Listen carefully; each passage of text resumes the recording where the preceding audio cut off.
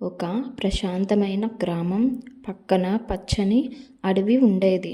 ఆ గ్రామంలో గౌరి అనే మంచి మనసున్న ఆవు జీవించేది. గౌరి అందరికీ సహాయం చేసేది. అడవిలో చింటి అనే చిలుక ఉండేది. అది చాలా తెలివైనది.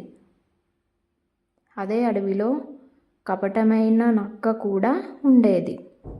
ఎప్పుడు ఎవరినైనా మోసం చేసి తన పని చేయించుకునేది.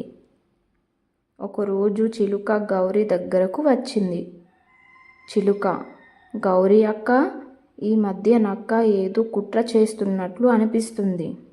ఆవు మనకు ఎలాంటి హాని చెయ్యకపోతే మనం కూడా ఎవరిని హాని చెయ్యకూడదు. దూరంలో నక్క వీళ్ళ మాటలు విని ఒక పథకం వేసింది.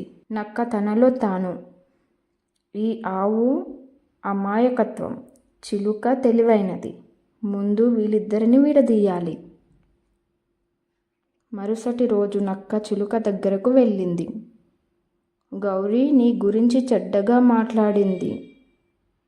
నువ్వు పనికిరావని చెప్పింది. నక్క, గౌరీ నీ గురించి చెడ్డగా మాట్లాడింది, నువ్వు పనికిరావు అని చెప్పింది. చిలుక నమ్మలేదు. చిలుక, గౌరీ అలా ఎప్పుడూ చెప్పదు, నువ్వు అబద్ధం చెబుతున్నావు. నక్క మొదటి ప్రయత్నం విఫలమైంది.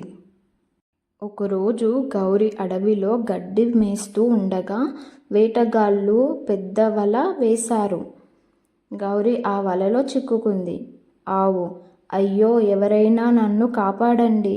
చిలుక ఆ అరుపు విని వెంటనే అక్కడికి వచ్చింది. చిలుక, భయపడకు గౌరీ, నేను ఏదో మార్గం ఆలోచిస్తాను. నక్క కూడా అక్కడికి వచ్చింది. నక్క, ఇప్పుడు ఈ ఆవును నేను రక్షిస్తే అందరూ నన్ను మంచిదనుకుంటారు.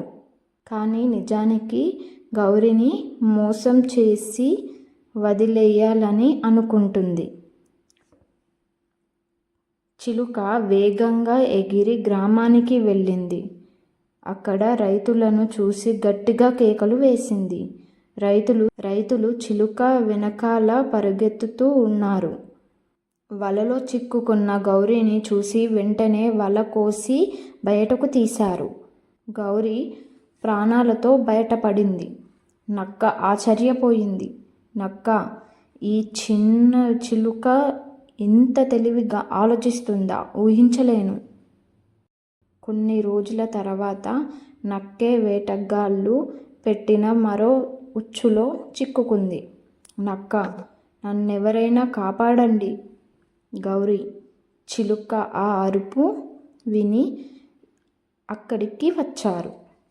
చిలుక, ఇది మనల్ని మోసం చేసింది.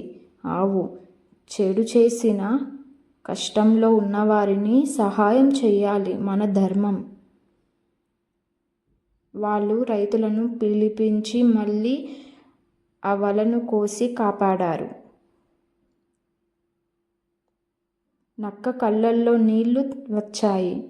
నక్క, నేను చాలా తప్పు చేశాను, ఇకపై ఎవరిని మోసం చెయ్యను. ఆ రోజు నుంచి ఆవు, చిలుక, నక్క ముగ్గురు మంచి స్నేహితులయ్యారు. నక్క కూడా తన చెడ్డు అలవాట్లు వదిలి అందరినీ సహాయం చేయడం ప్రారంభించింది. అడవిలోని జంతువులన్నీ కలిసి ఆనందంగా జీవించాయి. నీతి, తెలివి, దయ, క్షమించే గుణం ఉంటే శత్రువులు కూడా స్నేహితులవుతారు.